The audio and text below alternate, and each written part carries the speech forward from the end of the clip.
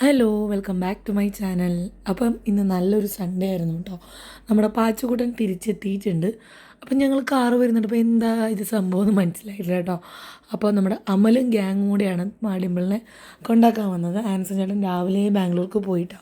അപ്പോൾ പാച്ചുവിനൊരു അടിപൊളി സൈക്കിളൊക്കെ വാങ്ങി സെറ്റാക്കി കൊടുത്തിട്ടാണ് ആൻസൺ ചേട്ടൻ പോയേക്കണേ. അപ്പോൾ ഇന്ന് അമലിൻ്റെ വൈഫിൻ്റെ ഫാമിലിയൊക്കെ ഉണ്ട് കേട്ടോ. ബിജി ആൻറ്റിയും ശില്പയുടെ അമ്മ പപ്പ ഒക്കെ ഉണ്ടായിരുന്നു. അപ്പം വേഗം തന്നെ അവർ പോയിട്ടോ. വന്നതിൽ സ്പീഡിൽ പോയി. കാരണം അന്ന് കുമ്മാട്ടിയും കാര്യങ്ങളൊക്കെ ആയിട്ട് തിരക്കും വഴി നിറയെ ബ്ലോക്കും ഒക്കെ ആയതുകൊണ്ട് ഒരു വേഗം പോയി. അപ്പം ഇതാണ് ശില്പയുടെയും അമലിൻ്റെയും വാവ ലൂക്ക കേട്ടോ. അപ്പം ശില്പ എനിക്ക് തോന്നുന്നൊരു ഫോമിൽ വർക്ക് ചെയ്തുകൊണ്ടിരുന്നതാണ്. ഡെലിവറി സംബന്ധമായിട്ട് ലീവ് എടുത്താണ്. ഇപ്പോൾ ആൾ വീട്ടിലിരുന്ന് നമ്മുടെ റീസെല് പരിപാടിയാണ്. അതായത് ജിഞ്ചർ ഗാർലിക് പേസ്റ്റ്, പുട്ടുപൊടി, അരിപ്പൊടി അങ്ങനത്തെ ഐറ്റങ്ങൾ. ഇപ്പം നിങ്ങൾ പുറത്തൊക്കെ പോകുന്നവർക്ക് ജിഞ്ചർ ഗാർലിക് പേസ്റ്റൊക്കെ വേണമെങ്കിൽ ഉറപ്പായിട്ടും ഞാൻ നമ്പർ മെൻഷൻ ചെയ്യാൻ നിങ്ങൾക്ക് യൂസ്ഫുൾ ആയിരിക്കും.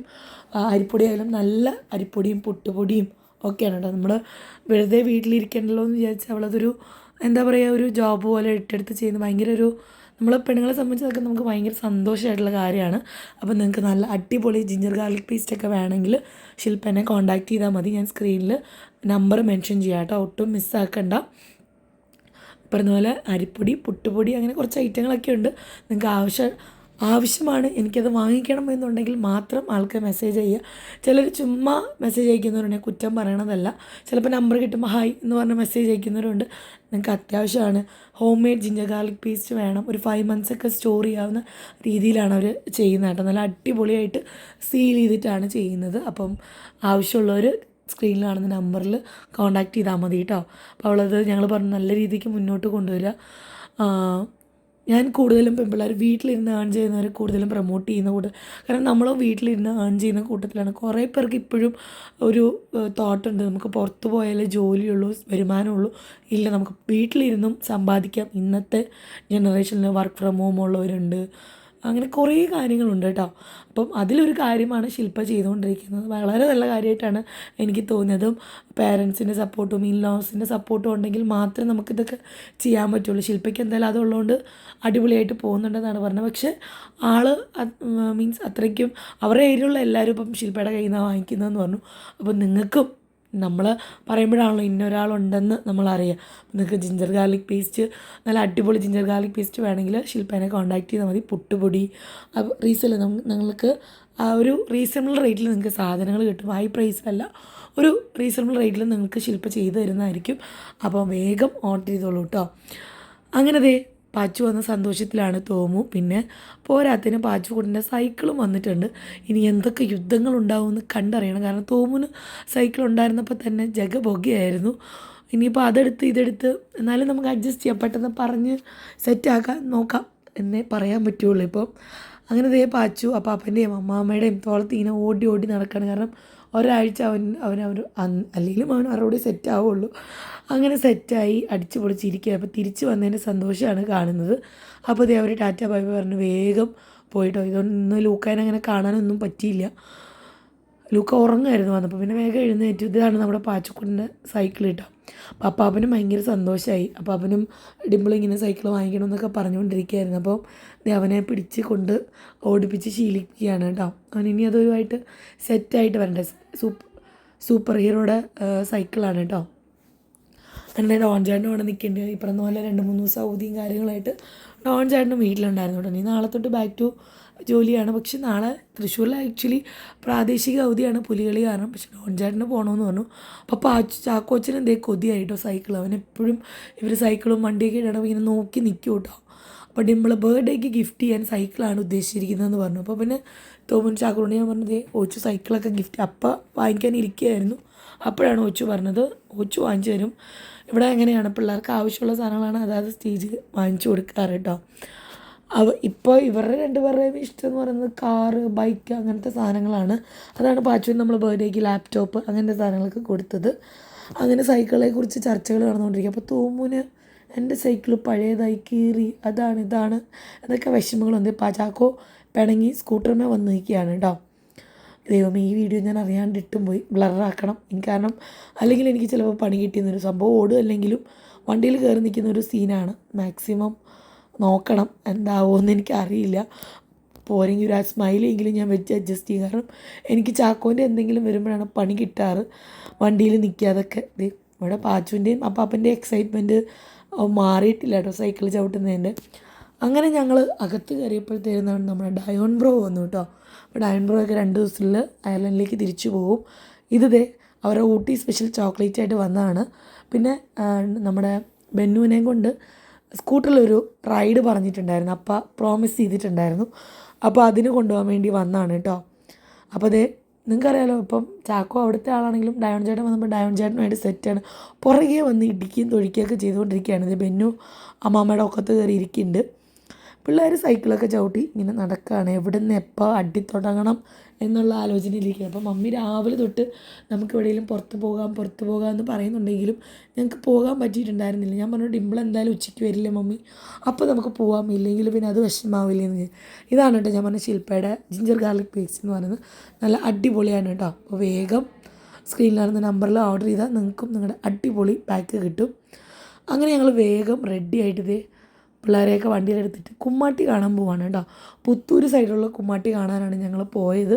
ഇന്നലെയൊക്കെ റോസേച്ചി ടൗണിലുള്ള കുമ്മാട്ടിയൊക്കെ കാണാനാണെന്ന് തോന്നുന്നു, അറിയില്ല. അപ്പോൾ അവരും പോയിട്ടുണ്ടായിരുന്നു. അപ്പോൾ പിള്ളേരെയും കൊണ്ട് പോകാമെന്ന് പറഞ്ഞ് ഞങ്ങൾ പോവാണ് കേട്ടോ പുത്തൂർ സൈഡിലേക്ക്. അപ്പോൾ നമ്മുടെ ഓപ്പോസിറ്റുള്ള വീട്ടിൽ കാട് കയറി ഒരു വനമായി. പിള്ളേരിപ്പോൾ അതിനെ ഫോറസ്റ്റ് എന്നാണ് വിളിക്കുന്നത് കേട്ടോ. അങ്ങനെ ആ ഫോറസ്റ്റ് നല്ലൊരു ഫോറസ്റ്റായിട്ട് മാറിയിട്ടുണ്ട്. അങ്ങനെ നമ്മൾ പോയി അവിടെ ഒരു കസിൻ ആൻറ്റി അങ്കിളുടെ വീട്ടിൽ എത്തി. അവിടെ കറക്റ്റ് ടൈമിംഗ് ആയിരുന്നു കേട്ടോ, കറക്റ്റ് പോകുന്നുണ്ടായിരുന്നു. എനിക്ക് തൃശ്ശൂർ വന്നിട്ടാണ് കേട്ടോ ഇതൊക്കെ പരിചയം. എനിക്ക് കോട്ടയത്ത് അത്ര വലിയ കോട്ടയത്തുണ്ടോ എന്ന് എനിക്കറിയില്ല, ഇല്ലെന്നൊന്നും ഞാൻ പറയില്ല. കാരണം ചിലപ്പോൾ ഉണ്ടായിരിക്കും, ഞാൻ കാണാൻ പോകാത്തതിൻ്റെ ആയിരിക്കുമല്ലോ.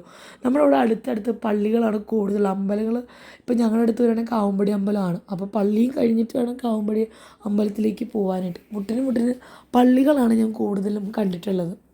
ഇവിടെ വന്നപ്പോൾ അമ്പലങ്ങൾ, നമ്മുടെ മുസ്ലിങ്ങളുടെ പള്ളികൾ, നമ്മുടെ പള്ളികൾ ഒക്കെ ആയിട്ട് എല്ലാം അടുത്തടുത്തായിട്ട് ഞാൻ കണ്ടിട്ടുണ്ട് കേട്ടോ.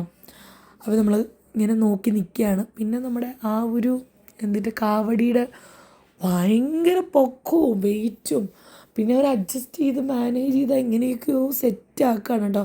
സങ്കടം തോന്നി കണ്ടപ്പോഴും. അങ്ങനെ ആ കുമ്മാട്ടിയുടെ കമ്മിറ്റിയിലുള്ള കുറച്ച് പേര് ഡോൺ ചേട്ടൻ്റെ ഫ്രണ്ട്സ് ആയിരുന്നു. അപ്പോൾ ഡോൺ ചേട്ടനെ കണ്ട വഴിക്ക് അവരൊരു 4-5 പേര് വന്ന് സംസാരിച്ച് 2 സെറ്റായിട്ടാണ് വന്ന് സംസാരിച്ചിട്ട് പോയത്. അപ്പോൾ അവരോടൊക്കെ സംസാരിച്ച് ഞങ്ങളിങ്ങനെ നിൽക്കുകയായിരുന്നു. അപ്പോൾ അവരുടെ വീടുണ്ടായിരുന്നുകൊണ്ട് തന്നെ നമുക്ക് അവിടെ വണ്ടി പാർക്ക് ചെയ്യാനും നിന്ന് കാണാനും, പിന്നെ ആൻറ്റി നല്ല അടിപൊളി ജ്യൂസും ഒക്കെ തന്നു കേട്ടോ. പിള്ളേരെയൊക്കെ വെൽക്കം ചെയ്ത് പിള്ളേർക്ക് കുറച്ച് ചോക്ലേറ്റ്സും, അവിടെ അവരുടെ മക്കളൊന്നും നാട്ടിലില്ലല്ലോ, അവരുടെ ജീപ്പും കാര്യങ്ങളൊക്കെ അവിടെ ഉണ്ടായിരുന്നു. അപ്പോൾ അതിൽ കളിച്ച് സത്യം പറഞ്ഞാൽ മമ്മി അവിടെ അങ്കിളുടെ ആൻറ്റിയുടെ കൂടെ നിന്നു. ഞങ്ങളിതിൻ്റെ കൂടെ നടന്ന് കുറച്ച് പുത്തൂർ പള്ളിയുടെ വാതിൽക്ക് പോയി നിന്ന് കുറച്ച് നേരം കണ്ടിട്ടൊക്കെയാണ് കേട്ടോ തിരിച്ച് ആൻറ്റോങ്ങളുടെ വീട്ടിലേക്ക് വന്നത്. ഇനിയിപ്പോൾ ഇതിലെ കൂടെയാണ് നമ്മുടെ പുതിയ സൂവിലേക്കുള്ള വഴി. ഇവരുടെ അടുത്തുനിന്ന് 500 മീറ്റേഴ്സ് ദൂരമുള്ളതെന്ന് അങ്കിൾ പറഞ്ഞു കേട്ടോ. അപ്പോൾ ഇനി പോകുമ്പോൾ ഇടയ്ക്കൊരു സ്റ്റോപ്പായി. കാരണം നമുക്കിതിൽ അങ്ങനെ പോകേണ്ട ആവശ്യങ്ങൾ വരാറില്ല. നിങ്ങൾക്കറിയാലോ, മമ്മി കൂടുതലും കസിൻസിൻ്റെ വീട്ടിലൊക്കെ പോകുന്ന കൂട്ടത്തിലാണ്. പക്ഷേ ഇത് നമുക്ക് എത്തിപ്പെടാൻ കുറച്ച് ബുദ്ധിമുട്ടെന്നല്ല, ആ വഴി നമുക്ക് പോകേണ്ട കാര്യമേ വരാറില്ല. അതുകൊണ്ട് ഞാൻ ആദ്യമായിട്ടാണ് പോകണം. പക്ഷേ മമ്മി പറഞ്ഞ് എല്ലാവരെയും കണ്ടതിന് തുല്യമാണ്. മമ്മി ഓരോ വിശേഷങ്ങളും പറയുമ്പോൾ, കൊച്ചിയിലെ കഥകൾ പറയുമ്പോൾ വരുമാനങ്ങൾ അങ്ങനെയൊക്കെയാണ് കേട്ടോ. അപ്പോൾ ഇതാണ് ഞാൻ പറഞ്ഞ കാവടി. ഭയങ്കര പൊക്കവും നല്ല വെയിറ്റും ഉണ്ട്. ആളിങ്ങനെ കറങ്ങിക്കൊണ്ടിരിക്കുകയാണ്. പിന്നെ അതൊരു വെയിറ്റ് മാനേജ്മെൻ്റ് എന്ന് വേണമെങ്കിൽ പറയാം. എങ്ങനെയാണെന്നൊന്നും എനിക്കറിയില്ല. എനിവേ അത് നല്ലപോലെ അവർ ഹാൻഡിൽ ചെയ്തു കേട്ടോ. നല്ല ലൈറ്റും കാര്യങ്ങളും ഡെക്കറേഷനും ഒക്കെ ആയിട്ട് അവരുണ്ട്. അപ്പം മാറി എടുക്കാൻ ആൾക്കാരിങ്ങനെ നിൽപ്പുണ്ട് കേട്ടോ. അതായത് നമ്മൾ വണ്ടിയുടെ സ്റ്റെപ്പിനി എന്ന് പറയുന്ന പോലെ തന്നെ സ്റ്റെപ്പായിട്ട് ഒരാൾ എപ്പോഴും ഉണ്ട്. എനിക്ക് തോന്നുന്നില്ല എപ്പോഴും ഇങ്ങനെ നടക്കാൻ പറ്റുമോയെന്ന്. അപ്പോൾ ഇതൊക്കെ ഡോൺ ചേട്ടൻ്റെ ഫ്രണ്ട്സാണ്. ആദ്യം ഒരു സെറ്റ് വന്നത്, ഇത് 2ാമത്തെ സെറ്റാണ് കേട്ടോ. അപ്പോൾ ഇവരൊക്കെ ഒരേ കളർ ഡ്രസ്സ് ഇട്ടിട്ടാണ് പോകുന്നത്. പിന്നെ കുറച്ച് പേരുടെ ഭാര്യമാരും അങ്ങനത്തെ ചുരിദാർ, ഒരാളുടെ ചുരിദാറും മോളുടെ ഡ്രസ്സും ഒക്കെ ഈ സെയിം കളറായിരുന്നു കേട്ടോ. അപ്പോൾ അവർ നിൽക്കുന്ന ഓരോ സ്റ്റോപ്പിലും ഞങ്ങളും പോയി നിൽക്കുന്നുണ്ടായിരുന്നു. അപ്പോൾ ഞാൻ സത്യം പറഞ്ഞാൽ എനിക്ക് പോകാൻ ഇഷ്ടമില്ലായിരുന്നു. കാരണം പിള്ളേരെ ഒക്കത്തായിരിക്കും, വാശി പിടിക്കും. നമ്മൾ ഓൾറെഡി വീട്ടിലെ അമ്മമാർ സ്ട്രെസ്ഡ് ഔട്ടാണ് പിള്ളേരുമായിട്ട്. പിന്നെ പുറത്ത് പോകുമ്പോൾ എൻ്റെ പോയിൻ്റ് ഓഫ് വ്യൂ ആണ് കേട്ടോ. അവർ സംഭവം സ്കൂളിലൊക്കെ പോകുന്നുണ്ട്, പുറത്ത് പോകുന്നുണ്ട്, വരുന്നുണ്ട്. അമ്മമാരെ സംബന്ധിച്ച് അങ്ങനെയൊന്നുമില്ല. വീട്ടിലാണെങ്കിലും പുറത്ത് പോയാലും കുട്ടികൾ നമ്മുടെ കൂടെ ഉണ്ട്. അതറിയാം നമ്മുടെ ജോലിയാണ് മക്കളെ നോക്കേണ്ടത്. പക്ഷേ എവിടെ പോയാലും അമ്മമാർക്ക് ഇപ്പോൾ നമ്മൾ വീട്ടിൽ പാർക്കാൻ പോവാന്ന് പറയും, സ്വസ്ഥമായിട്ട് ഇരിക്കാൻ പോവുക. എനിക്കങ്ങനെ തോന്നിയിട്ടില്ല. മേ ബി എൻ്റെ ഇതുകൊണ്ടായിരിക്കാം. സംഭവം അമ്മ കാര്യങ്ങളൊക്കെ നോക്കുമെന്ന് പറഞ്ഞാലും പിള്ളേരെ നോക്കേണ്ട കാര്യം വരുമ്പോൾ നമ്മൾ തന്നെ നമ്മുടെ മക്കളെ നോക്കണം അല്ലേ.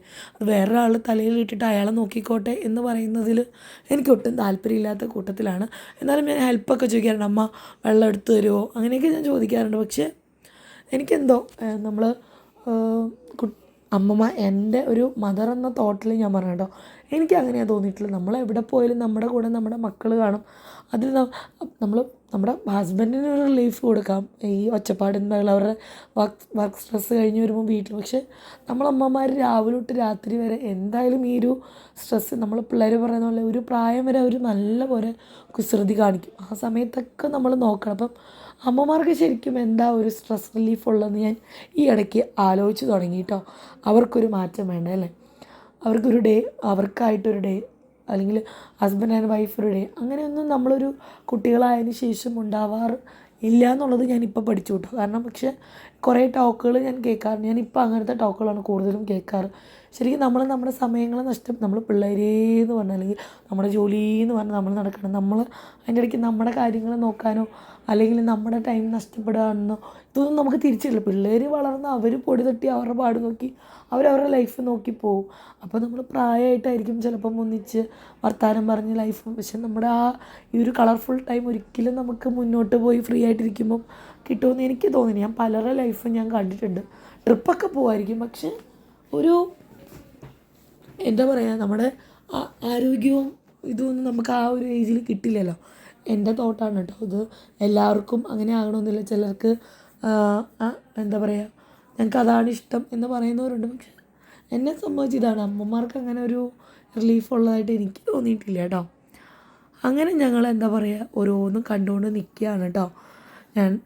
ഞാനും ഡിമ്പിൾ അവസാനം പറഞ്ഞ് നമുക്ക് പോവാം ഇനി ഇവിടെ നിന്ന്. കാരണം പിള്ളേർ പോകുന്ന വഴിക്കൊക്കെ കടകൾ കണ്ടു തുടങ്ങി. അപ്പോൾ ലിസ്റ്റുകൾ കൂടി തുടങ്ങി. അത് വേണം, ഇത് വേണം, അതുണ്ടെങ്കിൽ ഇതുണ്ടെങ്കിൽ. ഒരാൾ ചോദിക്കുമ്പോൾ മറ്റേ ആൾ ചോദിക്കുമ്പോൾ മൂന്നാമത്തെ ആൾക്ക് വേണം. അങ്ങനെ ജഗപ്പൊക്കെ ആവും കേട്ടോ. അപ്പോൾ നിങ്ങൾക്ക് ബാക്ക്ഗ്രൗണ്ടിൽ മമ്മിയുടെ ഡിമ്പിളിൻ്റെ ശബ്ദം കേൾക്കാം. അവർ പാച്ചുവിനെ ഉപദേശിച്ചുകൊണ്ടിരിക്കുകയാണ് കേട്ടോ. അവരുടെ ഒരു ടൈമാണ് ഇപ്പോൾ. പാച്ചു കൊഞ്ചണ ഒരു ടൈമാണ് കേട്ടോ അത്. എല്ലാവരും ഉള്ളപ്പോൾ അവർ 3 പേരാ കളിക്കുക. അങ്ങനെ എന്താ പറയുക, മമ്മി ഞാൻ പറഞ്ഞ പോലെ മമ്മി അവരുടെ കൂടെ വരുന്ന വർത്തമാനം പറയണം. കുറേ നാളുകൾക്ക് ശേഷം ആൻറ്റീനെ അങ്കിളിനെ കണ്ടുകൊണ്ട് തന്നെ കുറേ പഴയ വിശേഷങ്ങളൊക്കെ പറഞ്ഞ് ഇരിക്കുകയായിരുന്നു കേട്ടോ. ഇവിടെ തകൃതിക്ക് കാര്യങ്ങളൊക്കെ നടക്കുന്നുണ്ട്. പിള്ളേർ വയലൻ്റായി തുടങ്ങിയപ്പോൾ ഞങ്ങൾ പറഞ്ഞു പോവാം ഇനി ഇവിടെ നിന്ന്. കാരണം കുറച്ചധികം ഞങ്ങൾ ഫ്രണ്ടിലോട്ട് നടന്നു വന്നു, തിരിച്ച് നടന്നു പോകണം. നടക്കാത്തതുകൊണ്ട് തന്നെ ഇപ്പോൾ നടന്നു പോകാൻ ഭയങ്കര ബുദ്ധിമുട്ട്. എനിക്ക് ഭയങ്കര മടിയായി തുടങ്ങി കേട്ടോ. വീട്ടിലൊക്കെ പോയിട്ട് എന്താ പറയുക, ഞാൻ ആ പള്ളിയിൽ പോണ വീട്ടിൽ കുറേ പേര് ചോദിച്ചിരിക്കുന്നത്. അപ്പോൾ ഞാൻ കുറേ നാൾ കൂടി നടന്നതിൻ്റെ ഒരു ബുദ്ധിമുട്ടാണ്. പണ്ട് ഞാൻ എന്തോരം നടക്കുമായിരുന്നു എന്നുള്ളത് എനിക്ക് തന്നെ ഒരു ബോധ്യമില്ല. അങ്ങനെ ഇന്നത്തെ ഒരു ഡേ നല്ല അടിപൊളിയായിട്ട് കഴിഞ്ഞു. ഞങ്ങൾ വരുമ്പോൾ ഫുഡ് കോർട്ടിൽ നിന്ന് ഓർഡർ ചെയ്തിട്ട് വന്നു. അപ്പോൾ വീട്ടിൽ വന്നപ്പോൾ കുറച്ച് കഴിഞ്ഞപ്പോഴത്തേനും വന്നു. പിന്നെ ബിഗ് ബോസ് കാണാനൊക്കെ ഇരുന്നു. അപ്പോൾ ഞാൻ സത്യം പറഞ്ഞാൽ ബിഗ് ബോസ് അങ്ങനെ ഇരുന്ന് കാണാറില്ല. ഈ സീസൺ എനിക്ക് ഒട്ടും ഇഷ്ടപ്പെട്ടിട്ടില്ല. ആദ്യം അനീഷിനെ ഭയങ്കര ദേഷ്യമാണെങ്കിലും ഇപ്പോൾ അനീഷിനെ എനിക്ക് ഭയങ്കര ഇഷ്ടമായിട്ട്. ഇടയ്ക്ക് പ്രൊമോഷൻസൊക്കെ കാണും, ഇടയ്ക്കൊരു ഗ്യാപ്പ് കിട്ടിയാൽ ഹോട്ട്സ്റ്റാർ വെച്ചിട്ട് ഞാനങ്ങ് മാറും. അങ്ങനെയൊക്കെയാണ്. അപ്പോൾ ഡിംപിൾ പറഞ്ഞു അതൊക്കെ കഴിഞ്ഞിട്ട് പാത്രം കഴുകാൻ. ഞാൻ പറഞ്ഞു ഞാൻ ഒന്നും മിണ്ടിയില്ല. ഞാൻ അവർ പോയ ഗ്യാപ്പിൽ പാത്രമെല്ലാം കഴുകിയെടുത്ത് ക്ലീൻ ചെയ്ത് മമ്മി വെക്കാറുള്ള പാത്രത്തിൽ വെള്ളമൊക്കെ വെച്ചിട്ട് ഞാൻ മാറി ഫ്രിഡ്ജിൽ വെക്കാറുള്ളതെല്ലാം ഫ്രിഡ്ജിലും വെച്ചു.